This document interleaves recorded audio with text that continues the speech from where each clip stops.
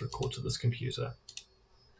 Hello everyone and welcome to this online seminar. I'm Associate Professor M.R. Dentith, a member of the Department of Philosophy in the Faculty of Arts and Science at BNU and BNUZH. Today I have the great pleasure to introduce Dr. Fred Matthews, who will be giving us a talk entitled When is an Official Source Not a Reliable Source? An Analysis of Mainstream Misinformation and Credibility.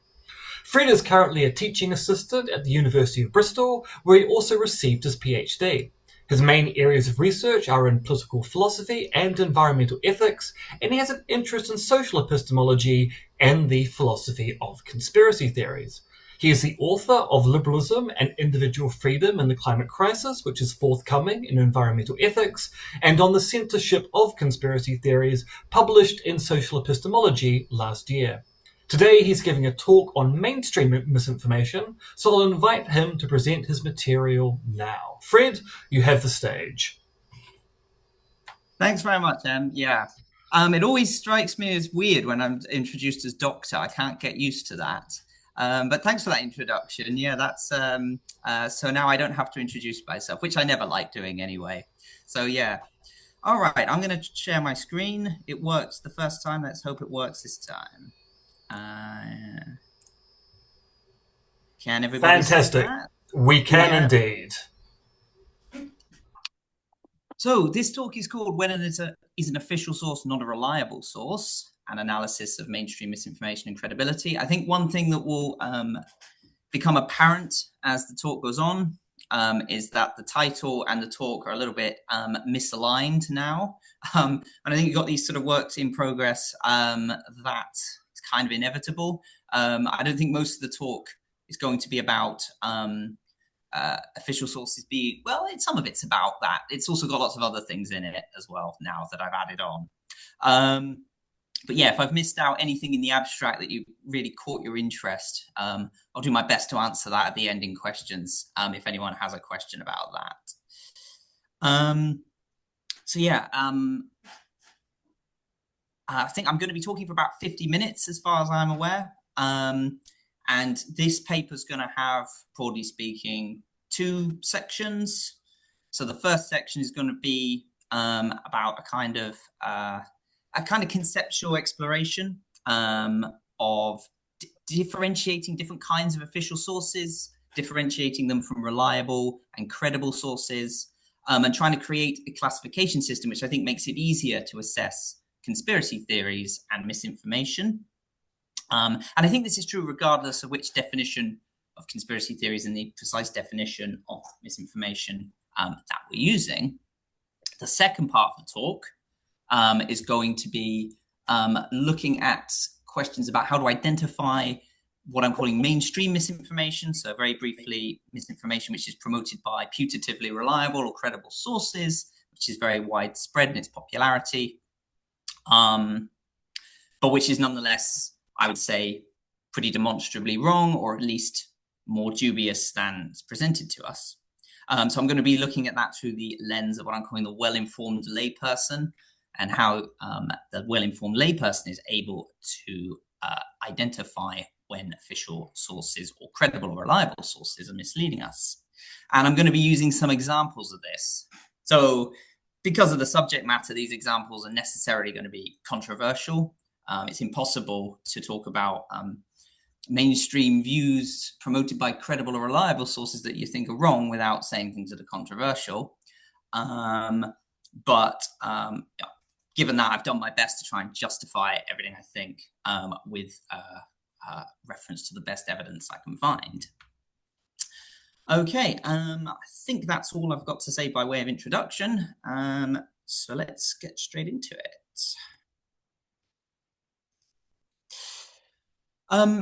So in the literature about conspiracy theories, there's a lot of talk about official institutions or reliable institutions. So you've got different schools of thought in the philosophy of conspiracy theory.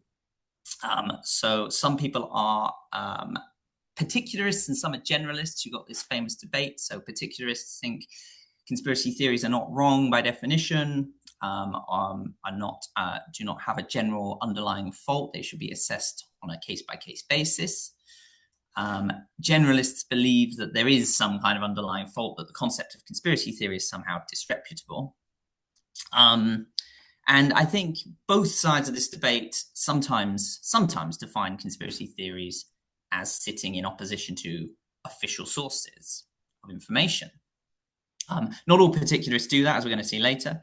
I don't think all generalists do it either, really, by implication, but we'll get onto that later. But yeah, it's very common, of course, to set conspiracy theories up as theories which stand in opposition to what the official mainstream line is. So very basic question, what is an official source? And what are the different types of official sources? I think it's very important to explore that in more detail. It's actually surprisingly, like a lot of things, surprisingly hard to answer that. All of the concepts like official, reliable, what I've called semi-official, they're all partially separable. So official sources are usually institutions. So institutions are basically hierarchical organizations where different people have different roles. So there's a very broad definition. Usually the official sources that are institutional are going to be charged with finding, collecting, disseminating information.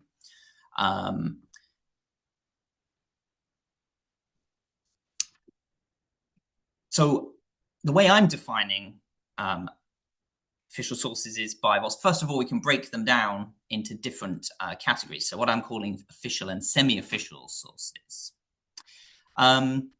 The first and most obvious type is government and state institutions. So government and state institutions are official in the sense that they're sanctioned by the state. So the organization with a monopoly on legitimate force, if we're going to use that basic definition. And they generally sit under a government, and they're kind of backed by the force of law in many cases. So those are sort of like the archetypal official sources. But they're not the only ones. You've also got organizations like universities and scientific institutions. It's probably worth saying that the first thing I'll say, I'll talk more about this later, is government and state institutions actually don't have a lot of reliability on a lot of issues, right? And I think most people recognize that this is the case. I don't think most people believe that we should simply trust most of what the government says. Of course, there are some people who think that. I think, pressed for about a few minutes on the topic, those people would be forced to admit that's not really the case. So we've got sort of official or semi-official institutions as well, like universities and scientific organizations, which generally have some measure of independence from the state. Sometimes, not always, depends on the country, depends on the historical period we're looking at, of course. They're kind of official in the sense that they do have some kind of special legal status or de facto special status given to them by the state or the most powerful people in society. So universities in countries like the UK or the US certainly get certain they have a particular legal status and a kind of a right to do things, to research and to have their voice heard in a way that other institutions maybe don't. But they're also not simply just government mouthpieces by any means. Then we've got things like the courts and legal system. So we would think that the courts and the legal system they're definitely official sources. They're backed by the state. They are part of the state. And we would think that they are generally quite reliable sources, reliable official sources, given that they have strict rules of evidence. They're very professionalized. Obviously, it's incredibly difficult, requires decades of training to become a judge or a lawyer.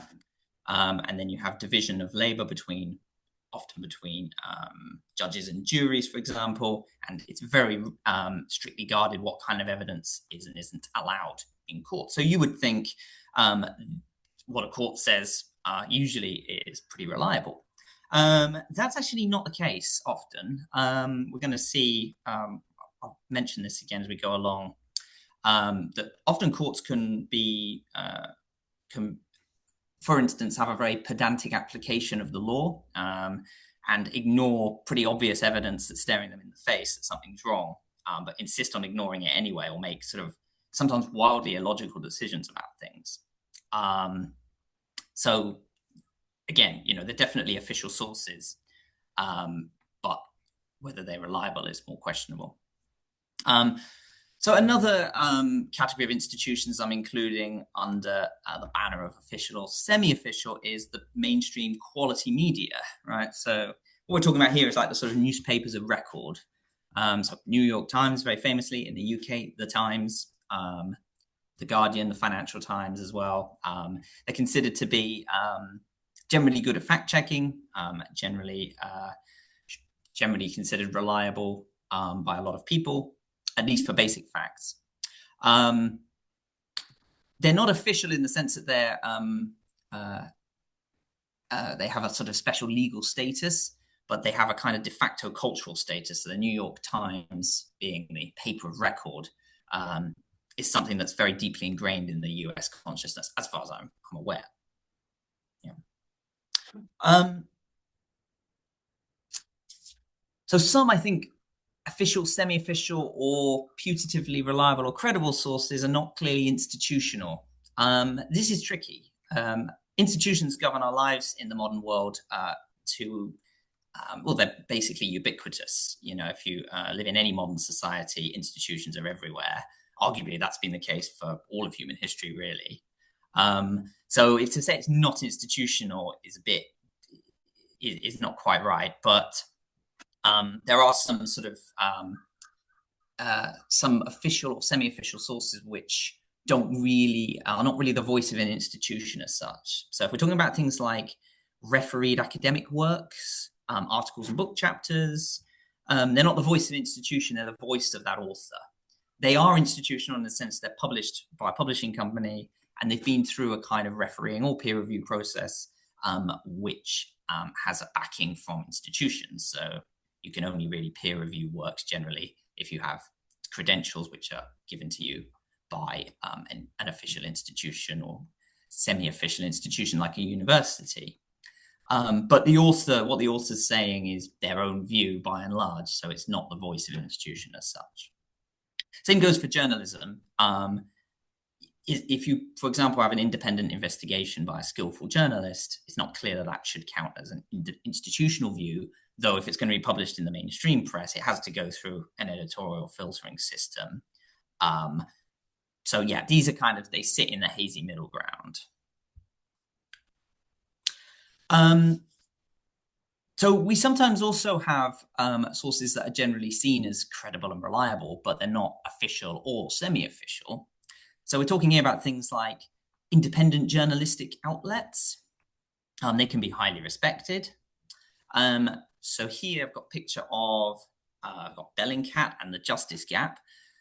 So these are kind of independent intelligence services. Bellingcat or Justice Gap is kind of a kind of left field independent journalistic outlet about the law, which is kind of quite critical of the establishment as far as the law is concerned. But they're definitely high quality in the sense that they're most people would see that they do have basic fact checking, and they are applying quite rigorous standards in that respect. Not as many people are going to read these as the New York Times or the BBC or any kind of mainstream media. And they're definitely not official in the sense they're often running up against received wisdom and the establishment view, but they are still highly respected. It would be quite eccentric to turn around and say that's not a credible source at all. So interestingly about the Justice Gap, I mentioned earlier that courts are sometimes quite eccentric in their reasoning. And that's definitely been true here in the UK. The Justice Gap covers a lot of miscarriages of justice. And there are stories on there about wrongful convictions going back several decades in some cases, where people who wrote for this for the justice gap knew or strongly suspected that people had been wrongly convicted when this was not taken seriously or reported at all in the mainstream media, or taken seriously by the courts or any official bodies, even though it's evident that it should have been. So in some cases, left field or independent outlets can certainly be credible and reliable, even if they don't have any kind of official status. Wikipedia is another example. Wikipedia is kind of an institution, though it's got elements of an anarchy as well. For some topics, Wikipedia is considered pretty reliable. It's definitely not official. Given that anyone can contribute to it, and it does have an internal hierarchical structure, kind of, it is also subject to its own blind spots and biases, I think. But yeah, it's definitely an example of a partially reliable source that definitely isn't official in any way. And then I've mentioned here blogs and independent research. Usually the person has to have sufficient credentials for it to be taken seriously, but sometimes it is taken seriously. Okay, so I think it's important to make the distinction between official, semi-official, and credible and reliable. Okay, so official or semi-official does not necessarily mean that the institutions have a lot of credibility, particularly when it comes to certain areas of knowledge. And I think crucially, it's important to realize most people don't really think that, right? Like I said earlier, I don't believe most people think that what the government says is generally reliable and should be believed without third-party evidence. And it's definitely the case if government claims, official government claims, will frequently contradict expert opinion. Just a few examples. So the UK government on its website uses mandatory polygraph testing for some offenders released on license. Government website states that they're reliable, 80 to 90% reliable. They cite the American Polygraph Association in support of this claim. This is not true. This is easily refuted just by looking on Google. Google AI Overview will tell you that that's wrong, and it's not wrong in this case. It's definitely not in line with the best evidence at all. Another example would be the way in which the CIA and FBI's official view is the lab leak view.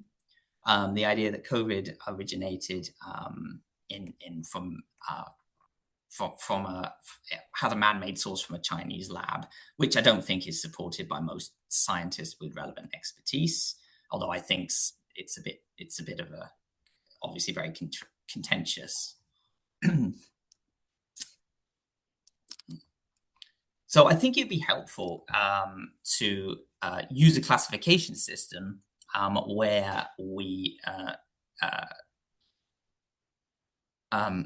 make this distinction clearer, I would say. So a definition of official would be an institution that has explicit authority granted to it by the state. I think that's the best definition of official. Or it's so close to the establishment of a particular country that it can be de facto treated as such. So something like the US Census Bureau is an official government body that collects statistics. The equivalent in the UK would be the Office for National Statistics. I put the BBC there. The BBC is not technically an official government source, but because it's so closely connected to the British establishment, I'm going to say that it de facto counts as such, and it is ultimately funded by the state.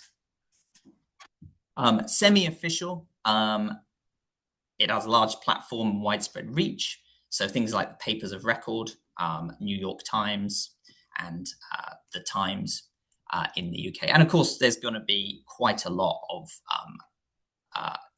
overlap between these two. It's not a clear-cut distinction. So what do we mean by reliable? So So reliable, I think, means the source generally has a reputation for fact-checking and relatively detailed research. So the research they shouldn't be making many basic errors of fact, none that, obviously everyone makes basic errors of fact sometimes, that's inevitable. But definitely the error rate should be low, and the source should be known for its fact-checking. And detailed research, so definitely not just accepting things on face value. That doesn't mean that you need to be an expert or a specialist, but definitely doing a bit more than very superficial research is going to be important. And then credible, I'm going to define that as meaning that the institution or the persons has sufficient qualifications or knowledge. So I think this is an important point, that when we talk about credibility, we want to avoid what I'm calling narrow academism. When I say academism, I'm not talking about the history of art. Instead, I'm talking about the idea that somehow academics, scholars have a sort of monopoly on truth or are the final court of appeal. I think that's something that needs to be avoided. I think this is something to be aware of, because I think even later in this talk, I get quite close to saying, or there's a danger that my own argument could slip into narrow academism. We'll see why soon. I think in reality, academic sources, scholarly sources are not the best sources for finding out about a topic. Obviously, people's personal experiences, journalistic outlets can be better at looking at lived experiences and so on. And obviously, academics are a particular group of people who do a particular group of things, and they're not necessarily got the broad life experience. So we do want to avoid having to say something like, well, we just go with whatever the scientists or academics say. Whoops, didn't mean to do that, but yeah. Okay. So what does this mean for the philosophy of conspiracy theories? So I think assessing whether something should count as a conspiracy theory or misinformation is not simply a matter of whether it is in line with official or semi-official sources. So I think this applies so this is a kind of an issue for some people who have the generalist definition. So generalist definitions of conspiracy theories say there's something wrong about them just by virtue of being conspiracy theories. And usually that is that conspiracy theories by definition are in opposition to some kind of official or credible source. I've already said I don't think most people think that, we should just believe whatever the government says. I don't think most people who study conspiracy theories, whether generalist, particularist, or anything else, believe that. So I think when generalists say things like, I think it was Neil Levy's definition, that conspiracy theories contradict properly constituted epistemic hierarchy or structure. I think what they're really trying to drive at is that conspiracy theories are, by definition, theories which contradict reliable and credible sources, which does not necessarily mean government or official sources. This paper is not primarily about the definition of question. I'm not going to try and settle that here. It's more a question of when the layperson is justified in believing that a particular theory is warranted or unwarranted, or when identifying misinformation.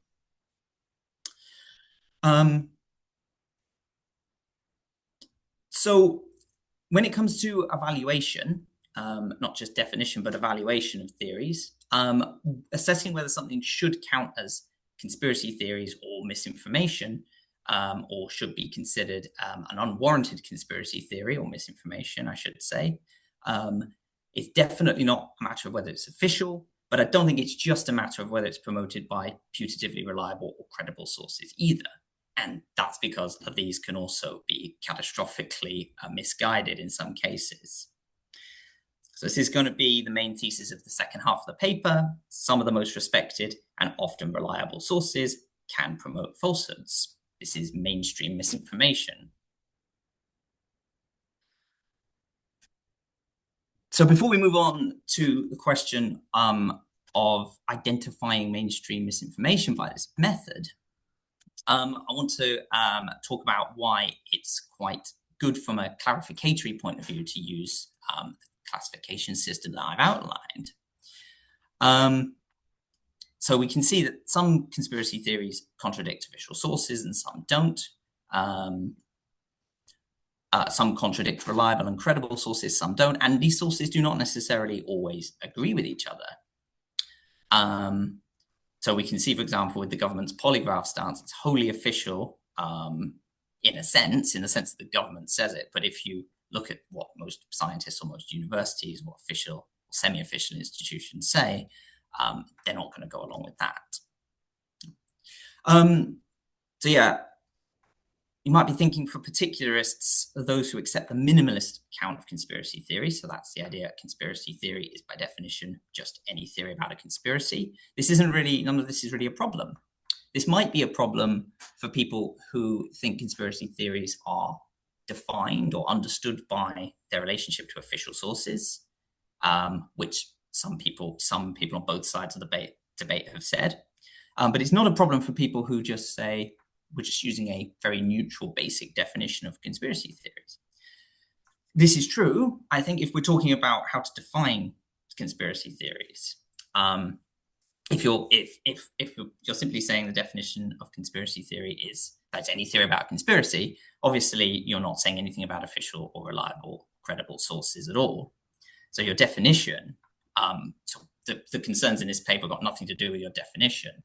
But presumably you're still going to want some sort of method by which the well-informed layperson is able to come to a decision about which conspiracy theories and claims are warranted and unwarranted. So when it comes to assessing claims made by official bodies or semi-official bodies or putatively reliable or credible sources, the concerns of this paper are still going to be important for that, even if the basics of definitional debate is left. It's not a problem for the minimalist account. So I've somewhat changed my mind over the last few years.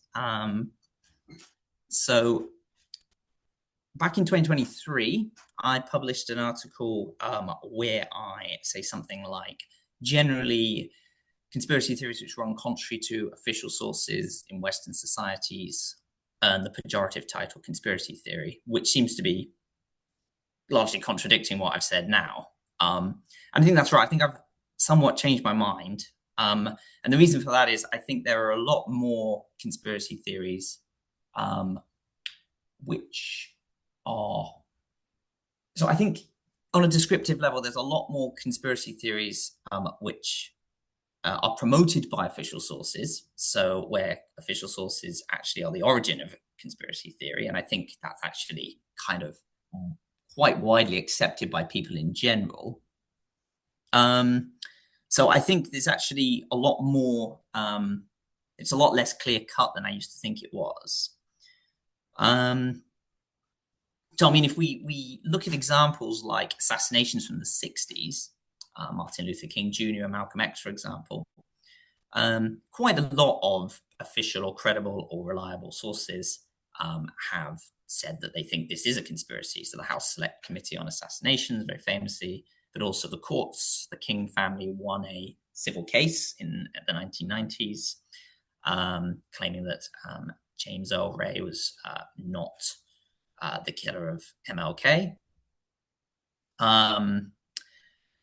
And there's quite a lot more examples of this coming up all the time. So if we look at things like Epstein's suicide, for example, or the lab leak theory, it seems there's a lot more. It just strikes me that there are more examples of conspiracy theories which are generally considered or labeled as such, but don't contradict official sources.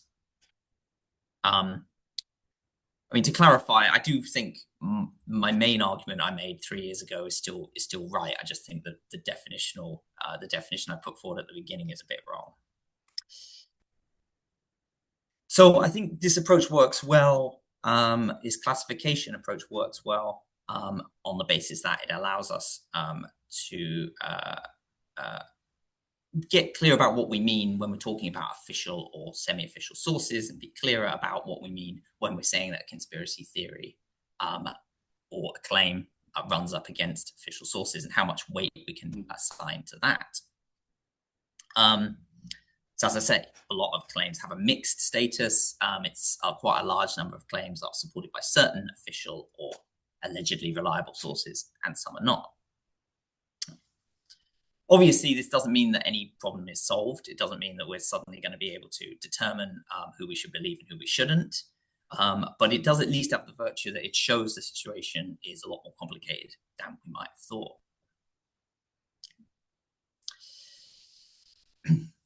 Okay, so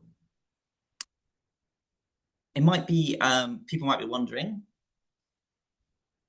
how my view differs from the dominant and non-dominant institution conspiracy theories view put forward in Matthew Shields' article, Rethinking Conspiracy Theory. So this article has influenced what I'm writing today. So in this article, which probably many people have read, Shields presents the difference between dominant institution and non-dominant institution conspiracy theories. And his contention is basically that generalism, so the idea that there's something intellectually suspect about conspiracy theories as a whole, generalists generally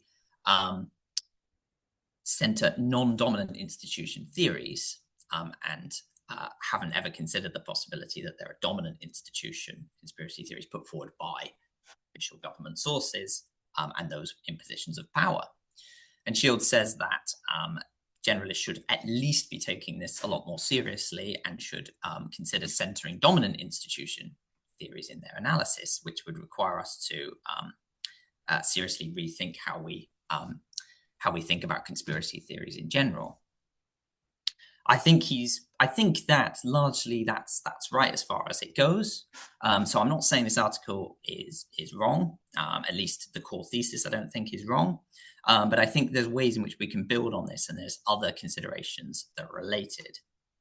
So I think Shields places a lot of emphasis on the official status of dominant institutions. So he says here, I have in mind are those that are broadly powerful or influential branches of government and their corresponding office holders, media outlets. So I think this is a good example of how my classification system outlined today might actually help to think about this more clearly, because Shields' paper isn't really taking into consideration the difference between official, semi-official, credible, and reliable.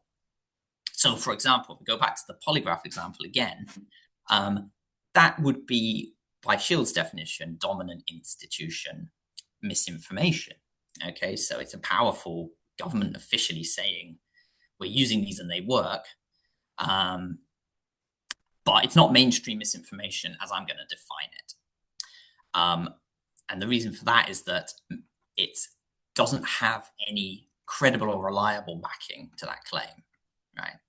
So what Shields, I think, focuses on a lot is claims where the government is pushing a particular line, but where in reality, what they're saying is pretty easily demonstrably false if you do any kind of research into it whatsoever. So yeah, sort of examples where what the government is saying is wildly out of line with what the scientific consensus is or most reliable sources are saying. So what I'm going to be focusing on in the next part of the paper, let me just check the time. Yeah, so the next part of the paper, I'm going to be focusing on cases where it's not just an official government body, which is taking a particular position or promoting a theory that could count as a dominant institution, conspiracy theory or misinformation, but rather where the idea is very popular and it has significant support from supposedly reliable sources, but which is also, I would say, unambiguously wrong or highly dubious. So not just cases where the government is putting forward a view and some of the mainstream media outlets are putting forward a view, but where it has more significant support and it's more deeply ingrained in our culture than that, but it's still wrong.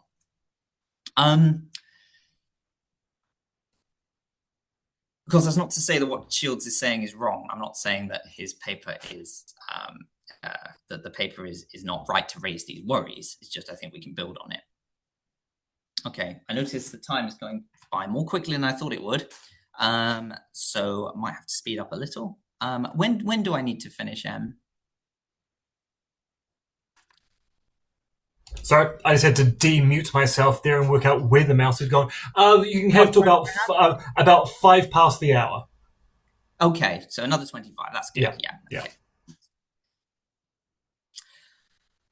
So the unenviable position of the well-informed layperson. So I think we're confronted with a situation where we feel like there are lots of sources out there we should be able to trust and we should be able to rely upon. And I think in the current political climate, there's often a tendency to say to us, for people to say, well, we need to have more rigorous fact checking and we need to put more trust in reliable sources and follow the experts. But if these experts and reliable sources can sometimes be grossly negligent in their own right, our confidence in them is necessarily going to be undermined. And it's going to make it more difficult to weigh up different sources of information. And obviously, there is a lot of misinformation out there at the moment. Obviously, it's contentious to say there's more than there used to be, and I don't want to get into that. But regardless of whether we think that misinformation and conspiracy theories that are unwarranted have increased, as the popular narrative goes, there's obviously, whether that's true or not, there's obviously a lot of misinformation out there. So deferring to experts is not going to work. Experts can disagree with each other.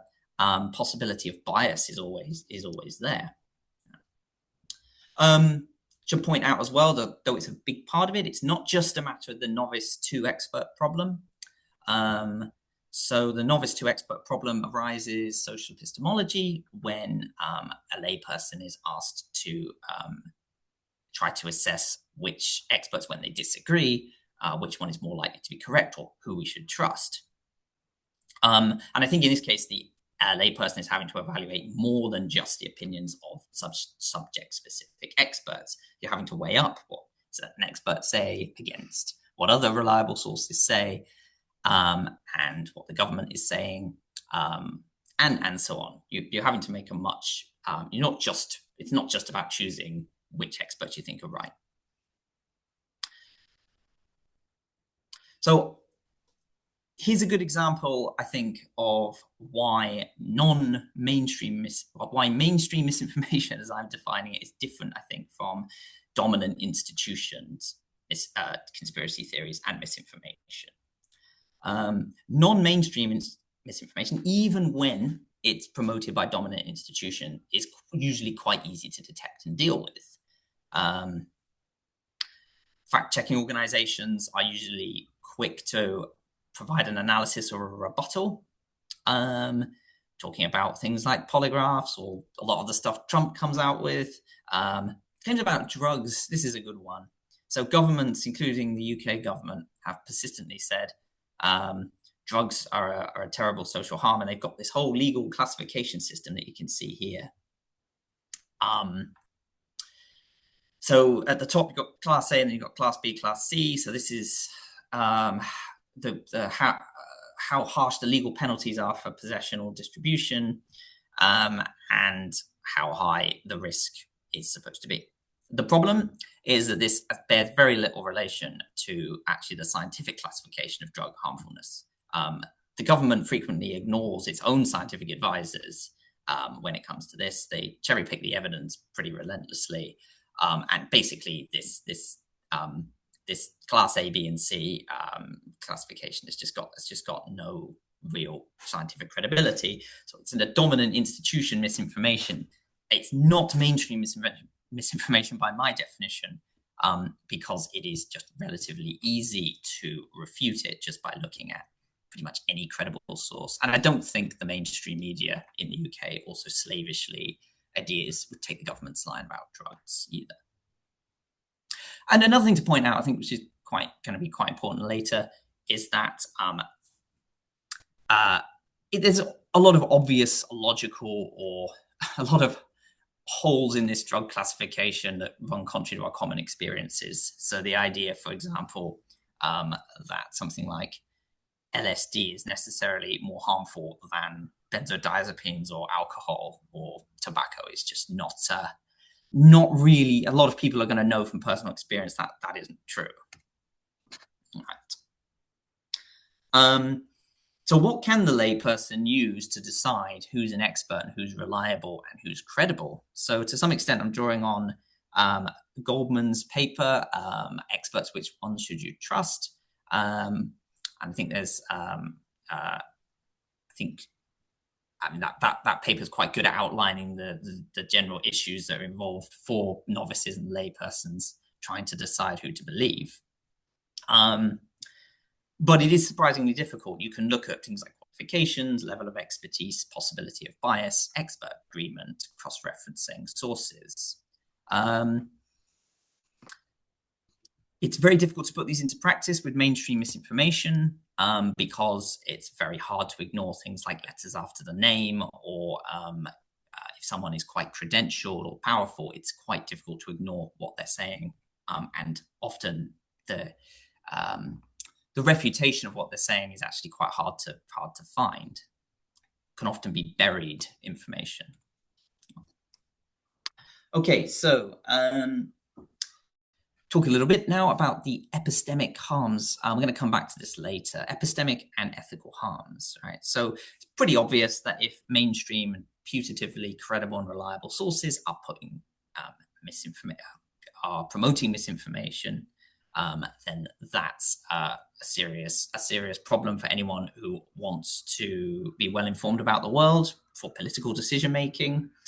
And it also, I think, is problematic from the point of view of we can think about people in ways that are inaccurate and harmful and superficial. And I'll get back to that later.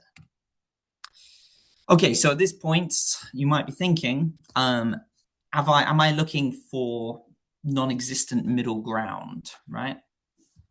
So I'm looking for forms of misinformation that are less obviously wrong than dominant institutional conspiracy theories or misinformation, like in Shield's examples, but they're still, as I'm saying, clearly wrong. Does this exist? The best way to see that it does exist, I think, is through examples. So there are ideas and views that, while popular, frequently promoted, are nonetheless highly questionable or just outright wrong. And very briefly, why is this misinformation I'm talking about and not disinformation? The popular definition would say disinformation is a form of misinformation which is sort of deliberate or malicious. In the majority of cases, I'm not implying that it is deliberate or malicious or intentionally misleading. So that's why I don't want to use the word disinformation, why I've gone instead for misinformation. Okay, so we're on to examples, and I've thought long and hard about whether to use this as an example. But whatever example I use is going to be contentious, right?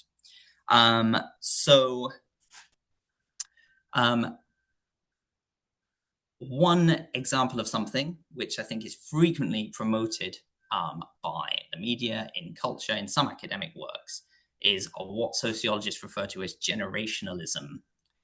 So this kind of frequently manifests itself as generational labeling, which I'm going to call cohort labeling, because these are not generations. So we're all familiar, presumably, with this classification system. So baby boomers, millennials, Gen X, Gen Z, etc.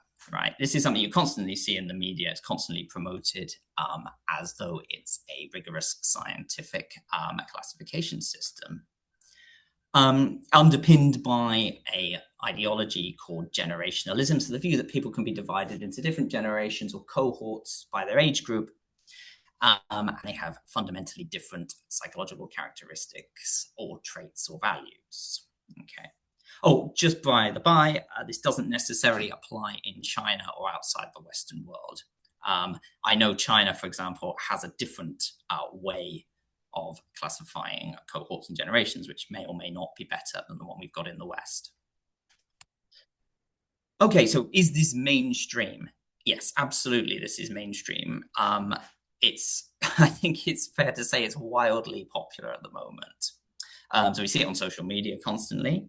It's in the press constantly. It's used in the corporate world, in education. So I think even schools in the UK actually teach this now. And in some academic work. So it's not true that all academics reject this by any means. What's not mainstream in the relevant sense is to insist on strict year-by-year delineations. Reason for this is that would result in immediate absurdity. Okay, so some people do think this, but this is basically like astrology. The idea that somebody born in 1980 is fundamentally a different cohort from someone born in 1981, Venus and Serena Williams, for example, is basically an obviously ridiculous idea, right? So the mainstream idea is not that we have strict year-by-year distinctions, but that it's a general social scientific theory of cohorts that allows us to map very general social trends, right? So why is this wrong? It's going to be thought by many people eccentric to call this misinformation, but I think it's a perfect example, because while it is promoted by mainstream sources, the media, education systems, etc., there is actually a wealth of evidence of that it's not a very good science at all. So I think this is a perfect test case for the well-informed layperson. You see here, so there's an article from the OUP, by a group of psychologists saying generation science is bunk, which is quite surprising to me when I first came across this stuff, because I wasn't expecting them to say things like that. I was expecting them to say that it's a bit rough around the edges, but it generally works, right? Obviously, I had my own suspicions about this and thought it wasn't right, just by the fact that everyone says it all the time. Yeah, but I was not expecting them to be as blunt as they are sometimes about this.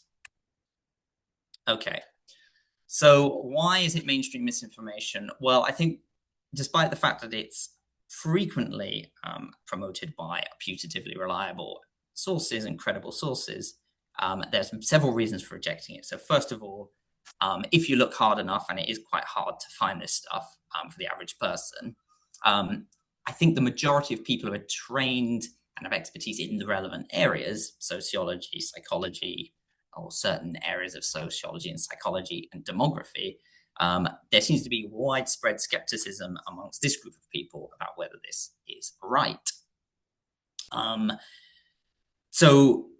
But this alone wouldn't be enough, I think, to show the well-informed layperson that this is wrong, right? Because if most people in society think that this cohort labeling is right and use it all the time, and it's only a small group of academic specialists who are saying it isn't, it could be that the small group of academic specialists is maybe biased against it for some reason, or has a vested interest in saying it's wrong, or who are all perhaps trained by one and the same group of gurus who didn't like this kind of thing. So we have to obviously be very careful about labeling it by going for the narrow academism that I was talked about earlier. So I said my own views might be in danger of slipping into narrow academism, and this is what I was talking about, right? It's not good enough to just say, oh, well, this group of experts says it's wrong, so it is, right? Despite the fact that it's widely used by everybody else. But I think there's lots of other telltale signs that in this case, the small group of experts are actually right. So I think if you think about it hard enough, you will see that the popular birth date ranges don't align properly with important historical developments. So, for example, if you're born between 1981 and 1996, you're classified as a millennial in according to the popular definition. People born in the early 80s or the mid 80s have certainly a very different experience, potentially of growing up with things like technology than somebody born in the mid-90s like me. Some people, very notably, who are in this cohort were adults when the financial crisis happened. Some were children. Some would have been working in the financial sector, and some were just children. Some people were old enough to serve in the war on terror when it started, and some weren't. So there's no historical experience which they're all sharing, and it's extremely difficult to find anything that links that group of people together, I think. So I think there's evident logical gaps that the well-informed layperson can also find. I think class bias is also important, that you can see social class biases in this labeling. So, for example, a lot of the stereotypes you see of typical Gen Z workers getting their mum to talk to their boss or whatever when they're unhappy about something. We're talking here about the privileged, right? No one thinks that a 25-year-old road worker or someone working as a poorly paid care worker is going to be able to do that, right? So I think it has an unusual status, generationalism, in the sense that it's promoted by a lot of popular sources, some academics, particularly those who write about things like organization and workplace management. Yet it's generally rejected by the majority of experts in the field. It has evident logical gaps, sources of bias, and the critics of it don't seem to have any obvious reason to be biased against these labels. In fact, by speaking out against them, you're kind of risking something, given how popular they are. Okay, we are getting a little bit short on time, so I'm going to get swiftly onto my second example. So now we're going to turn back to Shields' paper. So in part of Matthew Shields' paper, Rethinking Conspiracy Theories, talks about how the mainstream media can be biased in favor of dominant institutions. And he appeals to the theory of manufacturing consent. Noam Chomsky and Edward Herman, very famous. So I said there's a difference between dominant institution conspiracy theories and misinformation and mainstream misinformation, but I think they can sometimes overlap, and I think here they do overlap. And it's basically going to be my contention here that both establishment foreign policy analysis, such as that leading up to the Iraq War in 2003 from the American establishment, and the left field foreign policy analysis by people like Chomsky and Herman can both be forms of mainstream misinformation, right? So if Herman and Chomsky are correct, much of what we read in the quality media and in some academic international relations work is unreliable. But if they're wrong about quite a number of things, which I think they are, their own argument is mainstream misinformation. So why is it the case that Western establishment foreign policy is mainstream misinformation? So I think the reason for that is that if you go back to, say, the time before the Iraq War, it wasn't just a case of, and I think Shields shows this pretty well, it's not just a case of the government saying things like Saddam is in league with Al-Qaeda and has weapons of mass destruction, and they were just opposed by all experts. I don't think that's true. I think there was actually quite a lot of people in positions of power and in the academic world who were also agreeing with them. So Paul Wolfowitz, we see here, he had a very powerful position in Johns Hopkins University and was also a proponent of this view. And yeah, I think there are a significant number of academics and mainstream journalists and so on who went along with this. So it's very hard for the well-informed layperson to see that it's wrong, that it's promoted by credible and reliable sources, the government, the media, some quarters of academia. So, we can obviously see that there are quite a lot of mainstream media biases in favor of the West. If you come from a country like the UK, the BBC, despite its reputation for neutrality, is only neutral with regard to certain reasonable positions as they see it, right? So they will openly condemn Russia's invasion of Ukraine in their own voice, as would I, but they would never do that really in such terms when it comes to Western allies. At the moment, Israel is the best example of that. Even though some of the things Israel are doing are pretty clearly very wrong. So Herman and Chomsky and other critics of the mainstream media are good at exposing this. So why am I saying that they themselves can be proponents of mainstream misinformation? Basically because their own analysis basically leans too far in the other direction in many cases, or is insufficiently well-informed, or, as I said here, a bit lopsided. So some of the things that have been said by people on this left field wing, like Herman himself, I think generally are classified as straightforward misinformation, not really mainstream at all. So Herman has been accused of Rwandan genocide denial. It's not mainstream misinformation by my definition, this particular claim, because there's no credible or reliable sources that would back that up. But there are some claims made by these left field foreign policy critics that count, I think, as mainstream misinformation. So looking at Ukraine pre-2022, I've looked into what Chomsky and others said about that. And generally speaking, what they're saying isn't wrong, but it is highly misleading in a lot of ways. So Chomsky, drawing upon John Mearsheimer, IR realist, very influential, powerful scholar, basically argues that the Ukraine crisis 2014 onwards was caused by Western NATO expansion.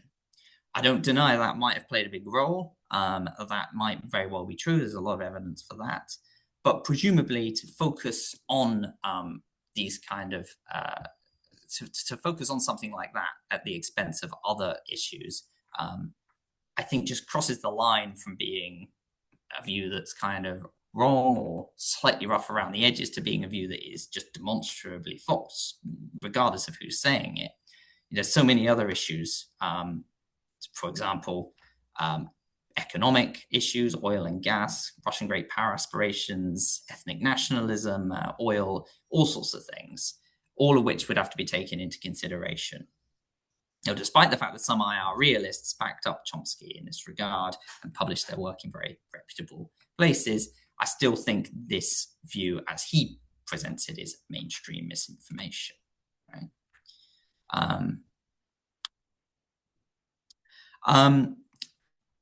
I think one of the reasons it counts as such as well is because people like Chomsky and Herman have got a kind of status from another area of, so Chomsky in particular has status from another area of academia, linguistics, that he can then use as a springboard for his other views in a way that few people can. He publishes in very reputable places and has a big platform and a big voice. So I think when he himself slips into foreign policy analysis, which counts as misinformation, I think it's obviously a very big concern. It's what I would call the halo effect of class or status, that because somebody is very good at one thing, they therefore almost can't help but give them a status in other areas. So you might be wondering at this point, if not this, then what? So if both left field foreign policy analysis and the mainstream establishment view both misinformation, I'm just saying it's all just nonsense. Obviously, saying that you can have well-balanced, well-thought-through IR and foreign policy analysis, but I think it is surprisingly difficult to do it, actually, considering how highly charged and deeply political, value-laden these issues are. And finally, I've run out of time a little bit for this, but I'm going to quickly talk about ethical and epistemic implications. So I think mainstream misinformation can be harmful. It's important not to overstate the case for this. I think we can look at things like cohort labeling. It can lead to age discrimination and crude stereotyping about different groups of people. I don't want to say that, we should be, just to avoid misunderstanding, I don't think we should be rigorously policing use of these labels as kind of pop culture jokes or kind of like a form of play. I mean, that I think is fine, as long as we're not using them for serious social scientific analysis. It's fine. I don't want to be the fun police, so to speak. But yeah, they definitely can lead to discrimination. It's quite notable that Iris Marion Young in the 5 Faces of Oppression includes old people and young people in her list of oppressed groups. And arguably things have got worse for those groups potentially since her essay was published. Okay, we're going to skip this bit because I've said enough about that. Obviously, establishment and left field foreign policy analysis can have serious effects. It has more serious effects, of course, when it's backed by the power of the state.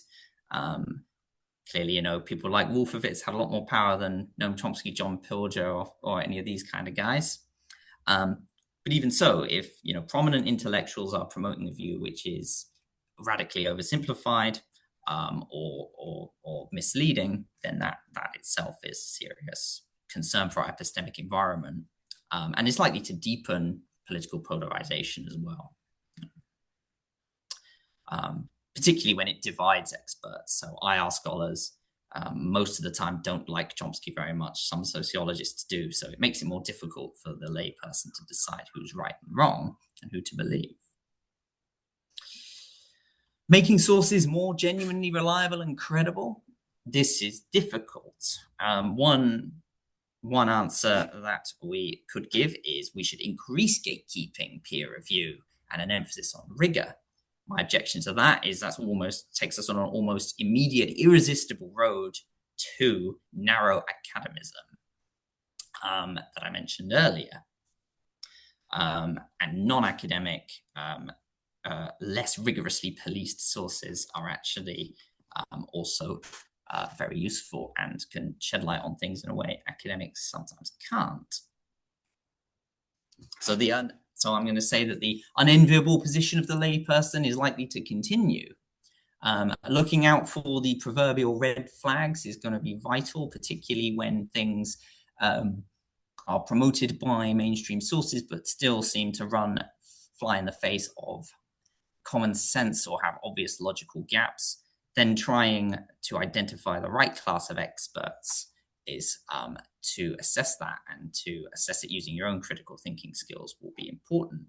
But obviously, it's not, there is no easy way of resolving that. So finally, I realize I've run over a little bit, but there are other examples of mainstream misinformation I could have looked at. Evolutionary psychology, the way that's portrayed in popular culture, I think is wrong. I think both sides of this debate can certainly be promoted in a very oversimplified way.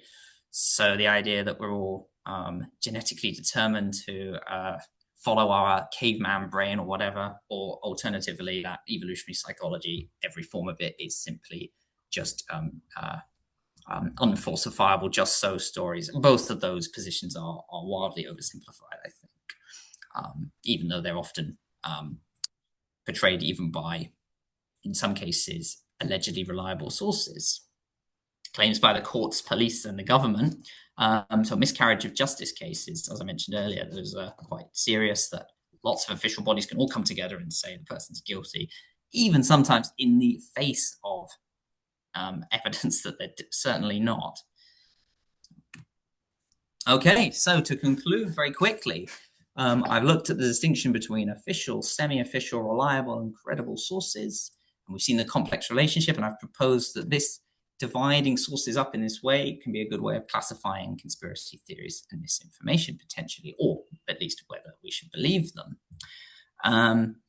And I've looked at the possibility of mainstream misinformation, where highly reliable, credible, or allegedly very reliable and credible sources can sometimes let us down, and looked briefly at some of the epistemic and ethical harms that can result from that.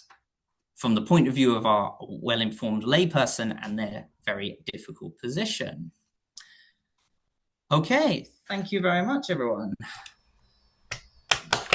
Thank you, Fred. That was great. People want to use. There's actually on the React thing. There's actually a clap React you can use if you don't want to turn your microphones on and cause a lot of noise. And on the React panel, there's also the ability to raise your hand. So Charles has already raised his hand. We already have a question from Melina, who had to duck out before the talk could end.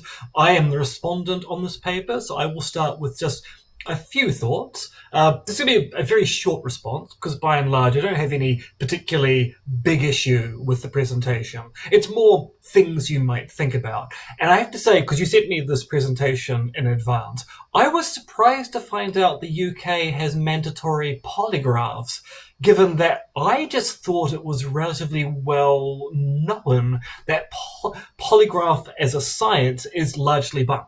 It doesn't show that people are lying. It can show that people are stressed, and being stressed and lying are by no means the same thing at all. So I was a bit surprised to find out that the UK has decided to follow an advocacy group rather than the science on this particular matter.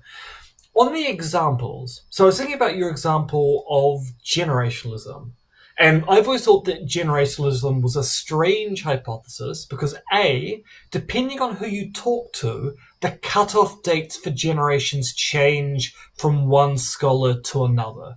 And I know this because according to some generationalists, I am Gen X. And according to some generationalists, actually I'm on the cutoff of the millennial group, which is why they invented a group to kind of bridge that gap, the so-called Zennial group, people who are slightly too old to be, slightly too young to be Gen X, slightly too old to be millennials. There's obviously something really fuzzy going on with that particular so-called science.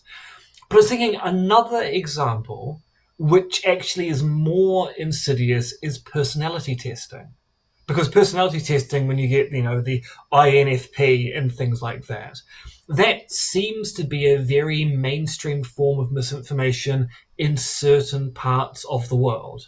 So, for example, there was a presentation at my university earlier this year on the benefits of using personality testing for employment and promotion, which I thought was a really, really disturbing thing for a university to be promoting. Because A, there's no science behind personality testing whatsoever, but B, when it is used, it has really malign consequences. People can be denied jobs because of their so-called personality type not being compatible with the workplace they're in, or they can be denied promotion. So this seems to be an example of a mainstream form of misinformation, which when it's operationalized actually has very significant adverse social consequences. And so it seems like a really nice example here of something which is really quite dangerous when it is operationalized in a society or a workplace. And indeed, I was actually thinking that this then leads on to the question as to whether you should be sticking to the idea that this is just misinformation, or whether you want to actually go, well, look, in some cases we can say that it is actually mainstream disinformation. And I think the example you use of drug schedules, at least in the Western world, is a really nice example of that. So speaking as a New Zealander and speaking as someone who's looked into this particular kind of thing, New Zealand by and large has the same kind of drug schedule that the UK has. So we have Schedule 1, Schedule 2, Schedule 3. Schedule 1 are the really, really bad drugs. Schedule 3 are the not so bad, but you're not meant to have them style of drugs. And I know from talking with people both in the government and also scientists, that scientists have told the government, look, the schedule doesn't make any sense, the harms you're talking about aren't particularly real. And the government response is, but this is what people vote for. This kind of drug schedule is what people want to vote for in the electoral marketplace. That's why we promote it. And so it seems that the cherry picking of evidence here is actually quite deliberately deceptive.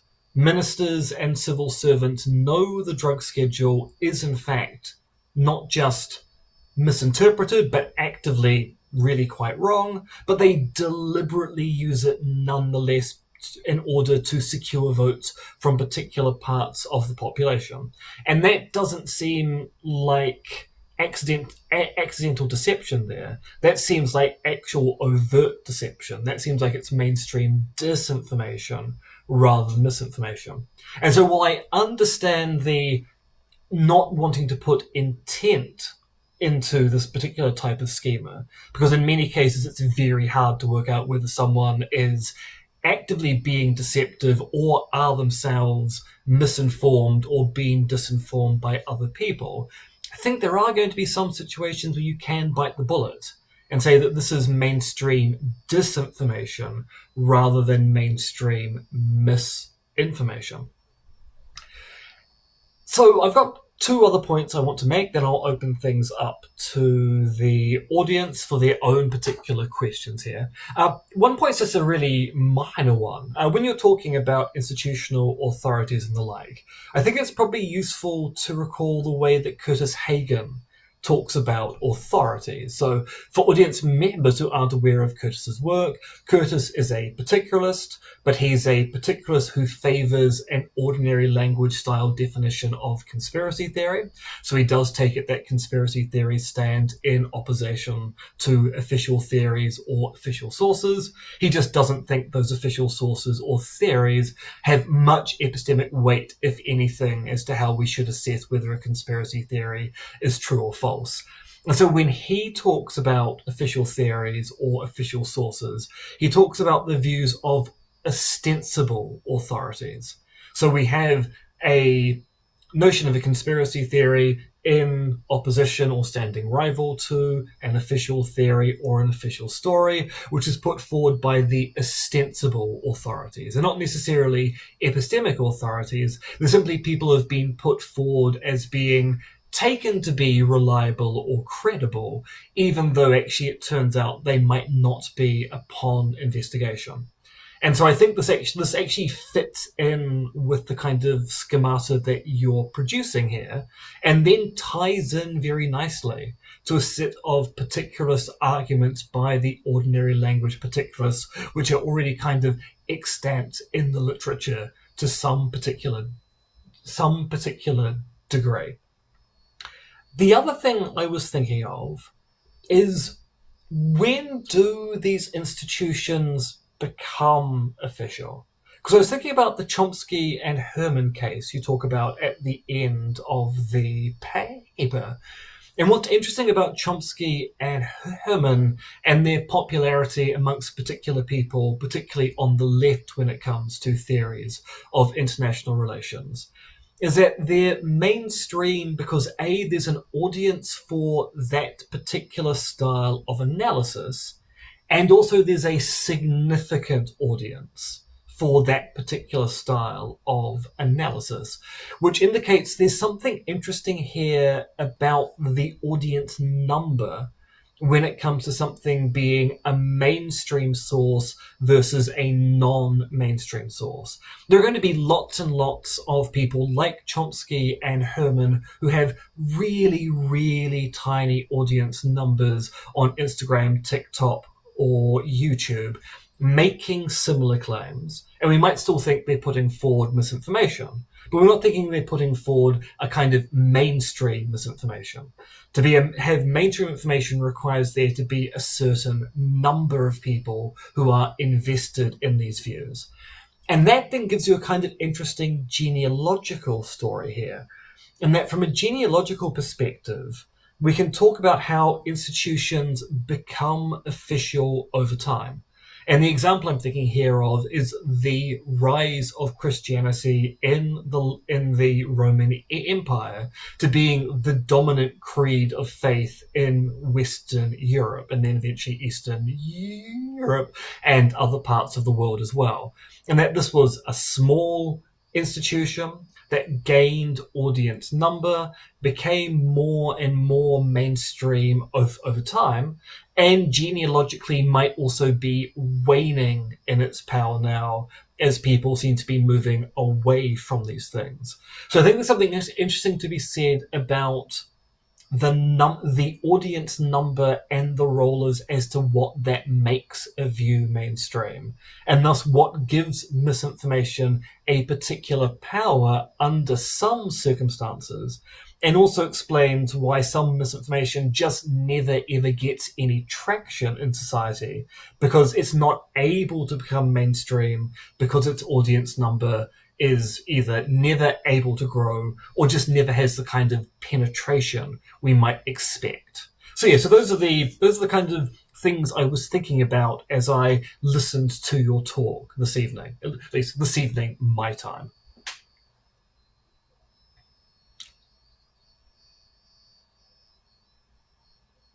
Okay, thank you very much. Yeah, that's very thoughtful and great. The issue of personality testing, I didn't think of that. Perhaps because I assumed, maybe because I've myself fallen victim to mainstream misinformation, that did have some very good evidence in its favor. But maybe that demands some more investigation. Thanks for that. Yeah. Shall I let other people have a go? I mean, if you want to give responses now, that's fine. Or I can start. I can also go on to Melina's question if you want more time to think about things. Yeah, I think I just have one question about your response, which is when you Yeah. see ordinary language particularism, did you think that maybe what I'm saying fits in quite well with that classification? Yeah. So I And think you I think it's complementary to the kind of thing that Curtis Hagen is concerned about when he talks about how conspiracy theories stand in opposition to official theories, but also the difficulty of working out what actually counts as an official theory that we should give epistemic weight to.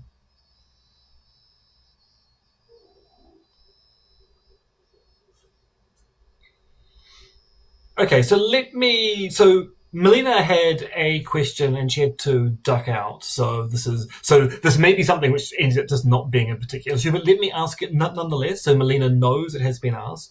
She wants to know whether you make any distinction between an expert on specific facts pertaining to a conspiracy theory and what I take to be expertise in conspiracy theories in general.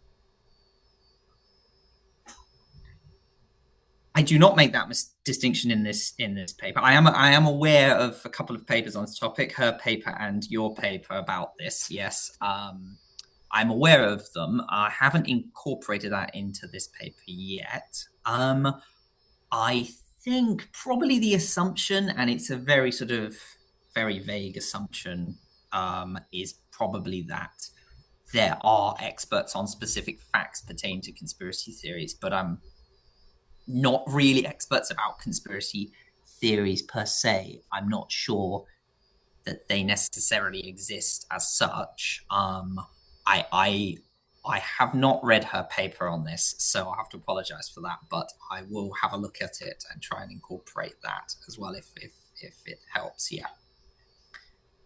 Ah, yes. And actually, so Charles, can we just skip forward slightly because Frederick has to leave shortly. So I thought if we can get his question out first. Go to Frederick. Yeah. Do you want to read it out yourself, Frederick?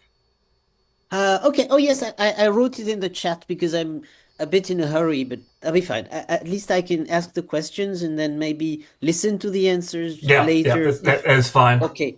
So I had many questions. Thank you first. It was very interesting. So my first question was, to what extent can we consider a verdict, for example, as a source of information? Because it doesn't seem to me it's exactly the goal that is, sorry, the goal of a verdict, and it has its own standards of proof and reasons to reach some sort of a verdict. And it seems to me also that nobody takes it as a source of information. I think people love to disagree about verdicts. So, I mean, to me, it's scarcely taken as a source of information.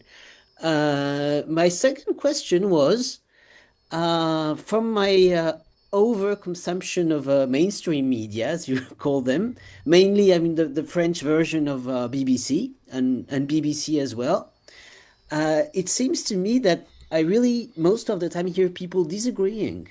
I mean, even if I think some voices are given more credits, maybe because some are more invited to talk, some are quite invited, but more like in middle of the night, for example. So there definitely a hierarchy.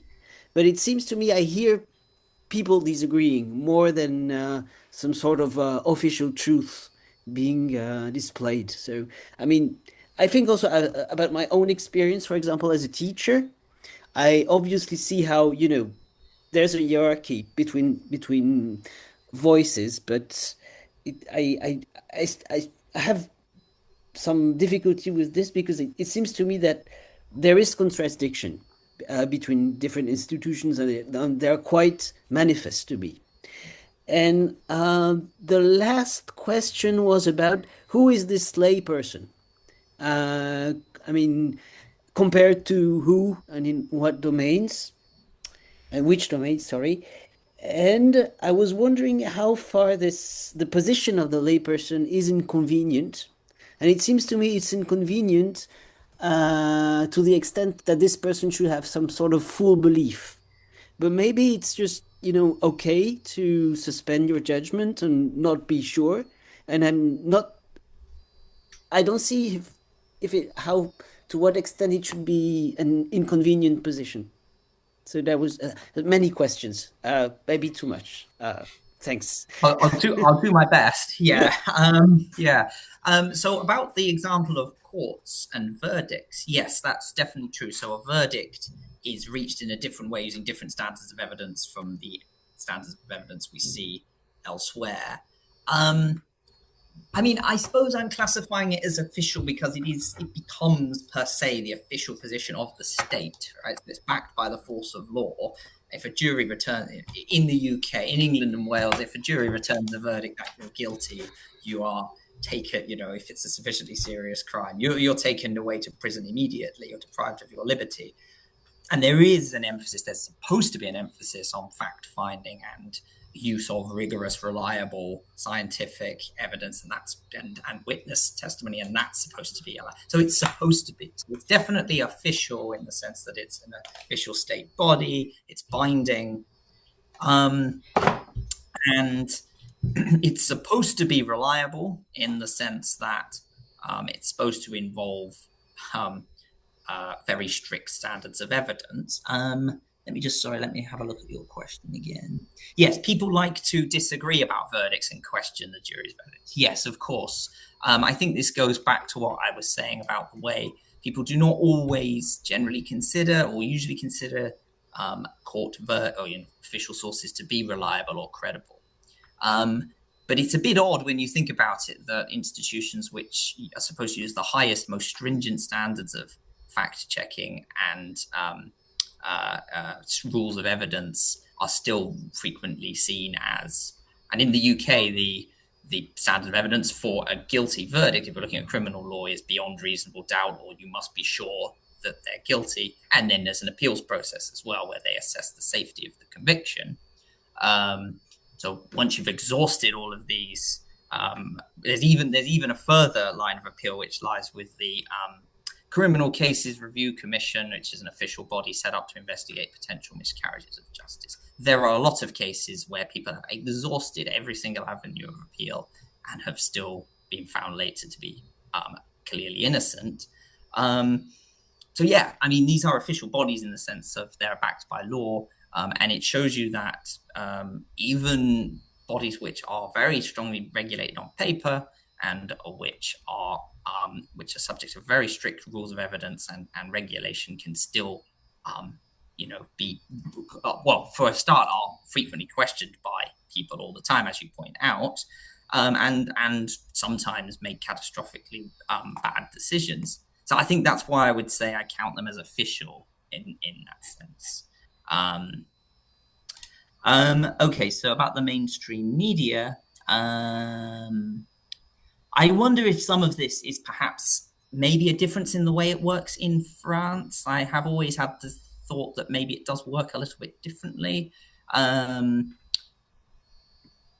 I do feel as though maybe, and I don't know much about the French media, so I am kind of, this is quite speculative, but I feel like maybe in English-speaking countries, in the US particularly, the media,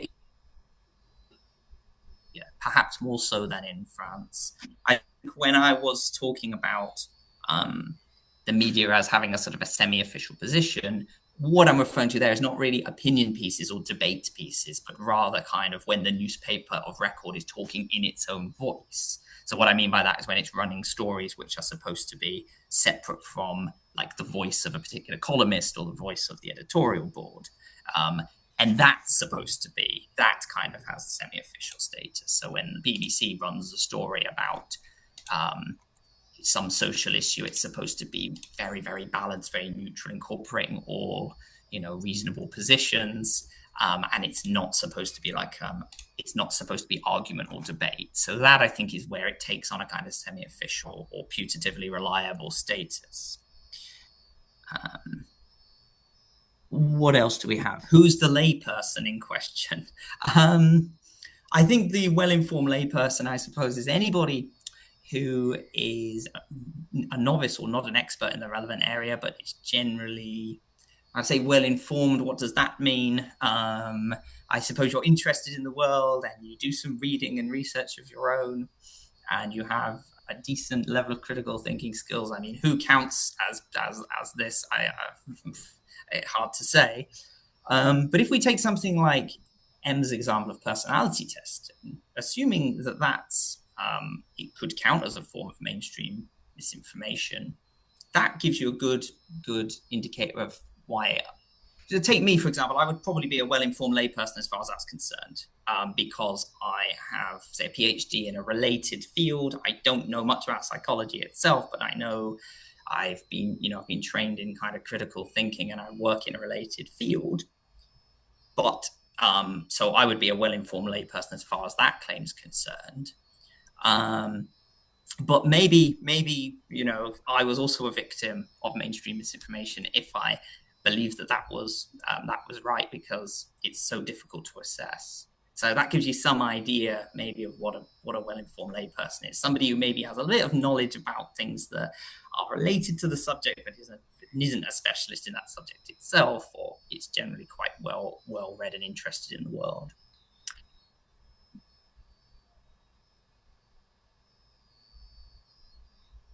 Okay, Charles, you have the stage. Okay. First, yes, a very interesting paper. And secondly, I very much want to echo M's example of personality testing and the extent to which this is actually quite significant. So I have a daughter who's a psychologist. That is to say, she has a PhD in psychology and she works at a university, which means she's to some extent subject to the power of the HR department at the university. The HR department believes in personality testing. She, as a qualified psychologist, regards this as pretty much total garbage. In fact, what I was trying to do before Emre's example is there's a particular system of personality testing which is very popular in HR circles, and is now known to be kind of garbage. That's the Myers-Briggs? That's the one, Myers-Briggs. Yeah, I was trying to remember the name. Anyway, so I think that's a very good example. And that's an interesting case where it's quite significant, because for the reasons that Em suggested, this is making a difference to people's lives, and it's basically gobbledygook. But who knows that? Psychologists. Apparently, when Abby was interviewed by HR for some purpose, that's my daughter, she said, "Oh, well, we use Myers-Briggs. We know psychologists don't like it. So perhaps you won't like this." Abby made some polite response, which required a great deal of personal restraint on her part, because she's more outspoken. So that's a really good example of mainstream misinformation. Now, going back to another point, there can be more than one mainstream. So I think that affects the sort of issue of Chomsky, right? It may be that Chomsky is currently, well, of course, he's now, hors de combat. He's had obviously a very severe stroke, and being 95, he's probably not going to come back. But until very recently, he was actively participating. Now, one point to make in his favor, which is he's careful to disclaim the halo effect. He says often, look, my expertise, such as it is in this area, is that simply of a very well-informed layman who's read a huge amount of history and current affairs and is skilled at critical thinking. Right? He's very careful to say that. My expertise in linguistics does not affect this. These are two separate things. I have the leisure, I have the energy, and he's a bit careful about saying as I have the intellect, the information processing capacity to be particularly good at this thing, but I'm basically a very well-informed layperson, and that's how I do this stuff. He's very careful to say that. He also, of course, says that those people who think that there are real credentials here are wrong. There is no expertise except that kind of expertise, right? That's all there is. So, in a way, he debunks people who think of themselves as experts because he thinks that this isn't an area where there's any other kind of expertise than the kind of expertise that he has as a particularly well-informed layperson. So that's an important factor. But that wasn't my main point. What I was going to suggest is, and this is slightly critical of some things that Em said, it's not simply how many people believe it, it's how powerful those people are. So, it's a number of believers or the appreciative audience multiplied by their power. And in that sense, I think you're right to say that, in a sense, Chomsky is mainstream. He represents one of the two mainstream areas. And is he influential? Well, yes, in the sense that he affects a lot of academics, and academics do have power, though often rather remotely. So I think that's right. You can talk of mainstream views in certain areas. For example, and not to be too, well, here's a contentious example. There are people who think that Adorno and Horkheimer's dialectics of enlightenment isn't ill-informed garbage. There are lots of people who think this. It is, however, ill-informed garbage. It's just crap. And if people weren't horribly historically ignorant, and I mean scholars weren't horribly historically ignorant, they would know that. But they don't. So that's, it's kind of a mainstream view. This is what critical thinking, critical theory crowd take this as like a really serious text. And it influences the teaching in lots and lots of universities. So again, it's kind of a mainstream thing because I think it affects sufficient numbers of people who are, at least in certain contexts, reasonably powerful. So I think I think that's the way you should run this. There could be more than one mainstream, and how mainstream something is, it's basically, do you have a reasonable number of sufficiently powerful people who basically accept this? Then it can count as a mainstream view, even if there's more than one mainstream. So that's one point. Now, one other thing, and this is a problem about theorizing about conspiracy theories and misinformation generally, is, well, think of David Cody's book title, What to Believe Now. Well, how big is now? And a lot of theorizing in this area looks silly if you take a long historical view, but it's not clear, how long the historical view is.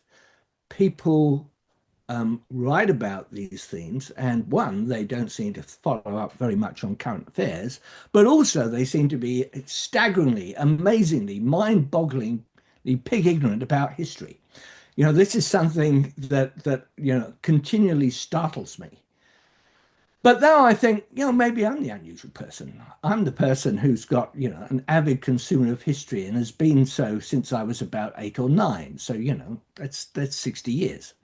And when I think, well, surely X of some scholar, not, some scholar. Well, no, they don't. They don't. They haven't read that, or at least they haven't remembered it, or they haven't integrated it into their thinking. Their focus is too narrow. So that is kind of a question when we talk about dominant theories. What do we want to say about the Kirov assassination plot in 1933? So Stalin basically utilized the actual assassination of Kirov, which some people think he personally organized, but whatever, he utilized it to sort of devise a huge conspiracy theory, which he then used to rub out his enemies in the Communist Party. How does that fit in? Disinformation, misinformation, certainly. Mainstream, certainly. He was the controller of the party. And what do we say about that as an example? Or here's another really interesting example, where there's an intersection with my interest in conspiracy theory and the fact that I'm teaching a course on early modern philosophy. The Popish plot in the late 1670s and early 1680s, where a completely fictitious plot was pushed by some people who were part of the government, led to a series of judicial murders. But it was also, of course, it was completely false, but it was used partly as a weapon against other parts of the government. It was used as a weapon to justify the exclusion of subsequently James II. So a question for you is, are you going to narrow the focus of this? And when you talk about conspiracy theories and misinformation, to post-war society, 21st century society, millennial society starting in 1980, is this, as it were, theorizing which has a specific historical focus and isn't meant to apply outside of that? So we're not going to talk about, the conspiracy between Philip the Fair and the Pope to discredit the Templars by saying they were in league with the devil. Right, that falls outside the scope, even though it's a wonderful example of a mainstream and totally false conspiracy theory. Yeah, thanks very much. Yeah. There's loads of points in there. I'll try and answer as many. Well, I'll try and say something about your main question at least. I suppose I am talking about what I broadly consider like the contemporary West. But then I guess there is a legitimate question you're asking. How broadly construed is that, right? So if we're talking about the 21st century liberal democratic Western world, I mean, my focus has largely been on the English-speaking world as well. Maybe it doesn't apply in the non-English-speaking Western world as well. Yeah, I think maybe so narrowing the focus is definitely going to be critical, because I'm not talking about, really well-documented historical examples of conspiracies that occurred hundreds of years ago in very different societies. But I suppose if I have to give a definition, I suppose, the 21st century Western world, the English-speaking world primarily. If we're talking about the question of is there more than one mainstream, that's a very good suggestion. I think that I'll incorporate into the paper. So it's there's definitely more than one mainstream position. So the Chomsky example shows that you can have groups of academics or very mainstream people with quite a broad reach who believe one set of things. It's quite kind of epistemically isolated in many ways from other mainstream positions. So to talk about it as though there's one mainstream is an oversimplification. I think what was the other really important point there about not just the size, the number of people who believe it, but how powerful they are, how big their reach is. Yes. So I mean, in the case of someone like Chomsky, it's a little bit difficult to assess because, as you said, he doesn't claim to be an expert. He just says there aren't any experts. He doesn't have his hands near the levers of state power or anything like some of his opponents do. I would say, I suppose he has a lot of effect on activists as well as academics. You mentioned academics. I think also activists and people who do actually do more than sitting around in seminars. So maybe that affects the assessment. Yeah. So I mean, let me say, I speak as a former activist. I'm about probably what end up about a third of my career. I was going kind of slow as an academic because I was spending a lot of my time, energy, and leisure on political activity. So I was an activist. Though interestingly, I fall outside the scope because I basically stopped doing this in 2003.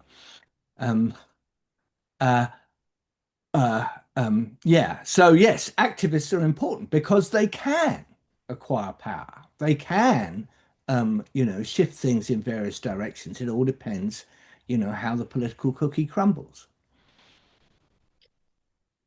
One more thing I'll mention is your point about personality testing. I find that very interesting that your daughter, being a psychologist, who says, well, psychologists see this as mostly garbage or whatever. What I'd be interested in is whether there are a lot of maybe psychological works or older psychological works which don't treat this as garbage, which are still readily available when you look for academic sources, and which a layperson would be likely to come across, and which then could give the impression that this has more scientific credibility than it does, because you might Google something to try and find out if this is credible, and the first thing you come across is maybe a paper from 2010 saying, oh yes, we're using this personality testing, and then we're assuming that's true, and then the layperson feels as though that backs up what the HR department is saying. And I'd wonder how many scientists there are who have published, and how many academic works are lying around which still lend weight to that kind of thing as well, and whether that could sharpen, make the misinformation easier to fall for, or make it more harmful. I'd be interested to find out that.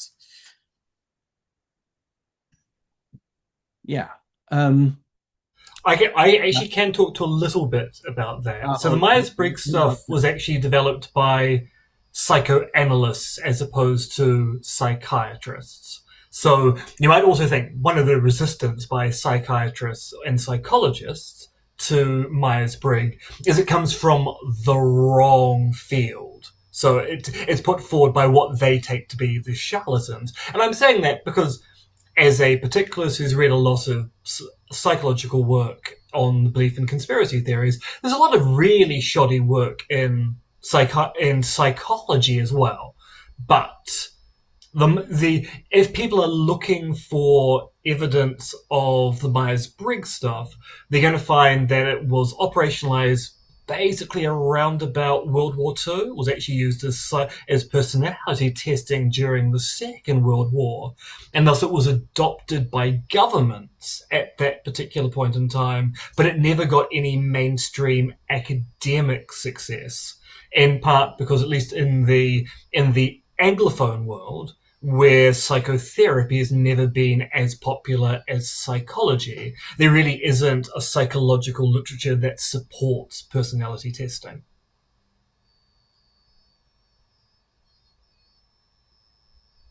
I think one more thing that Charles was saying that interested me, and I don't know if this is going to be useful for the paper, but when you were talking about Adorno and Horkheimer's work, I couldn't help but think of Heidegger as well. Not because they're similar philosophically, but because there's quite a lot of people out there, Heidegger scholars, who have gone, as far as I'm aware, to quite great lengths to try and separate his philosophy and his politics, and argue that his philosophy does not contain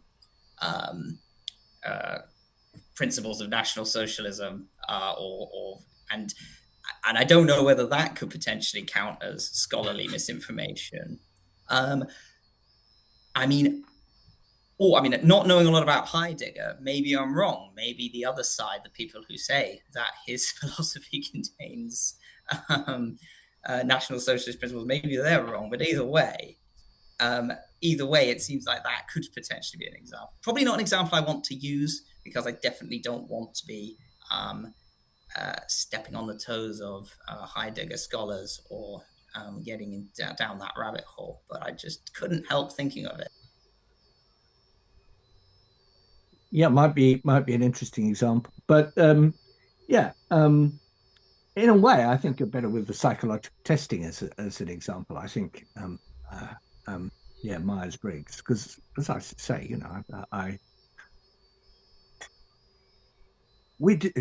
share a house with my daughter. We discuss these things around the dinner table. I remember a ferocious lecture from her about, you know, the intellectual inadequacy of Myers-Briggs and how she really had to hold her tongue when confronted with the HR people. I can't remember now what the HR thing was. Yeah, so you know, that's probably one you could easier to go with.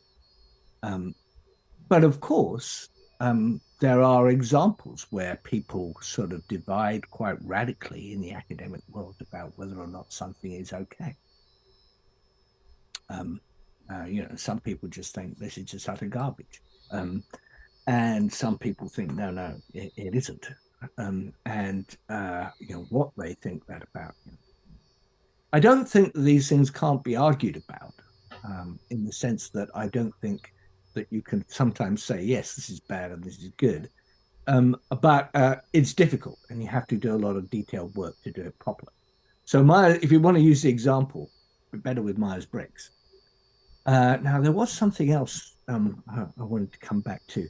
Yeah, okay, but look, if we're just doing very contemporary world stuff, then, you know, the whole thing needs to have this great big racket around it and a big, like, operator that says, when I talk about conspiracy theories, misinformation, disinformation, I am using concepts which only apply or can be only confidently applied within this particular time frame.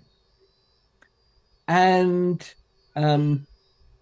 you know, people don't always do this, it seems to me, and it's a really important qualification because, again, well, here's, you know, an example I've used in the past is the Holocaust, which is actually a conspiracy. It was denied or downplayed by the Nazi authorities. Hannah Arendt, who was a Jewish activist and not a person inclined to think well of the Nazis, only accepted that it was real around 1943. The Western the British government denied it, I think, officially. I'm not sure about that.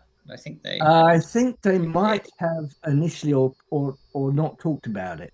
Of course, after a while, they most certainly did talk about it when, soldiers were discovering all the sort of death camps. But yeah, I mean, and she would have had her finger on the pulse, right? This is not an uninformed person, nor someone who takes a rosy view of the Nazis. She's only just escaped herself.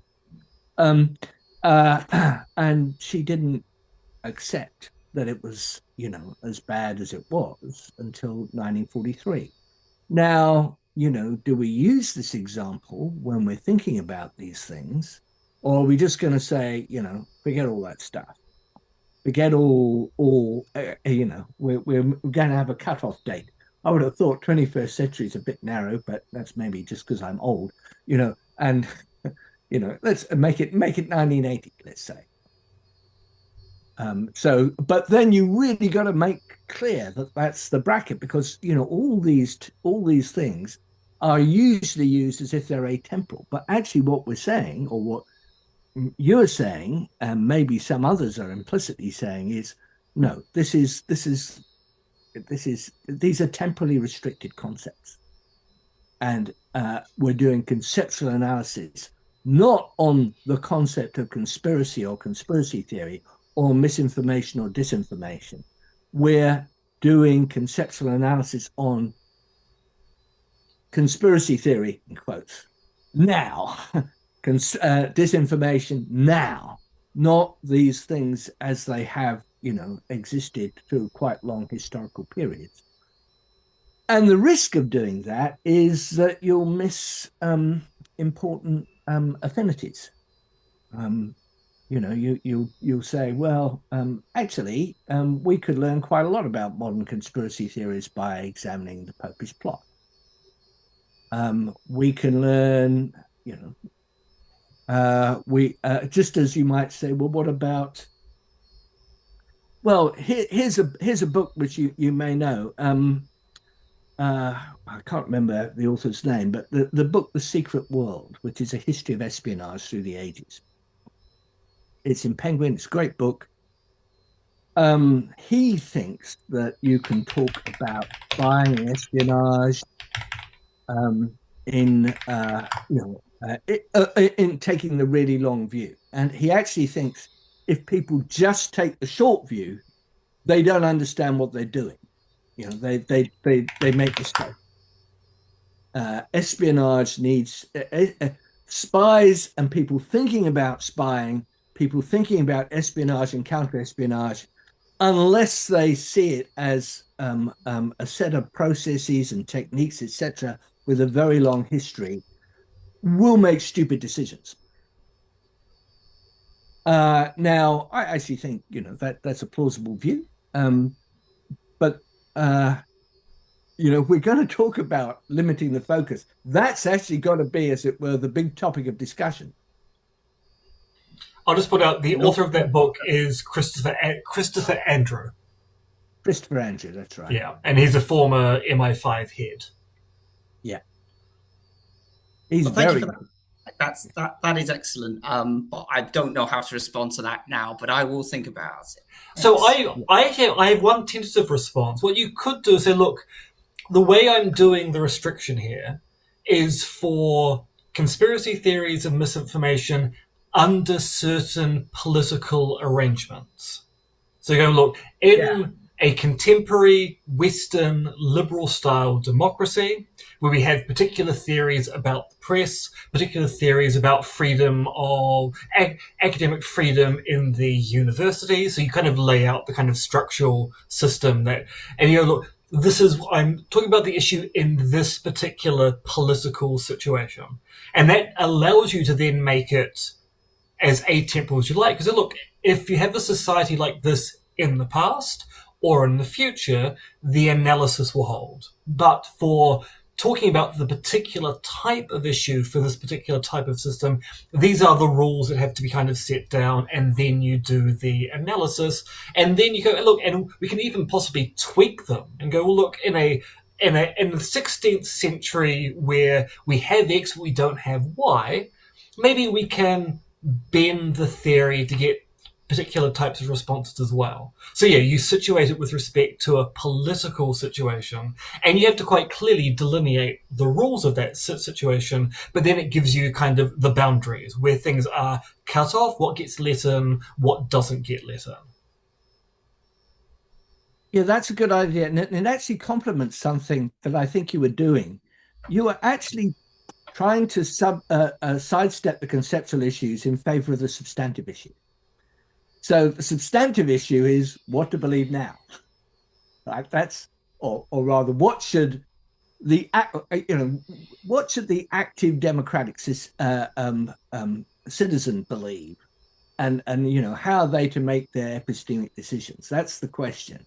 And you're actually sidestepping the way of how exactly we define conspiracy theory.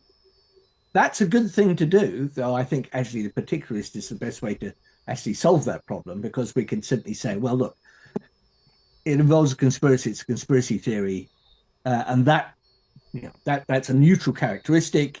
The really interesting question is which are the good conspiracies theories, i.e. the ones that are plausible, rational to believe, etc., or at least entertain, and which are the bad ones. And so you can just make it in those terms. But sidestepping the conceptual issues as far as possible is probably a good idea, given actually what this paper is all about, which is how to adjudicate between authorities. How can we distinguish different kinds of authorities and different kinds of epistemic authorities, so that we can be, responsible, active, democratic citizens, which is the real question. And I think that is the real question, the most important question anyway.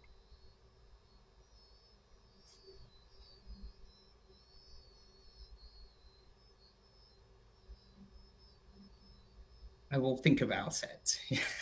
Yeah, I mean, there is a lot to chew there.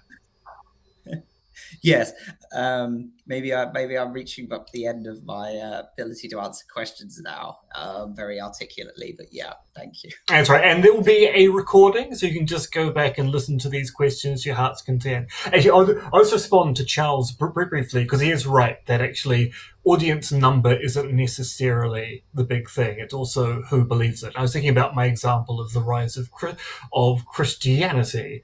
Christianity only becomes big to a certain extent because of both. There are a lot of Christians in the Roman Empire, and then Constantine goes, tax base. There's good money to be made by taxing a religion which we can make, not the official religion of Rome, but at least a religion which is allowable in Rome.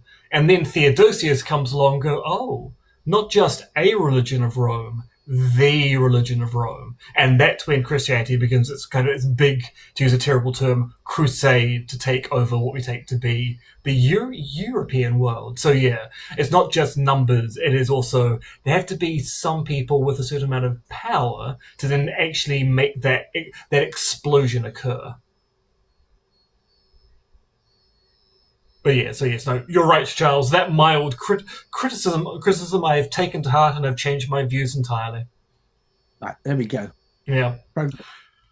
Okay, well, I think we'll bring the recording to a close, and I'll thank you once again, Fred, for a great talk and a very interesting question time. Thank you for the invite. I don't think I said that before, but thanks. Yeah. Absolutely fine. Absolutely fine.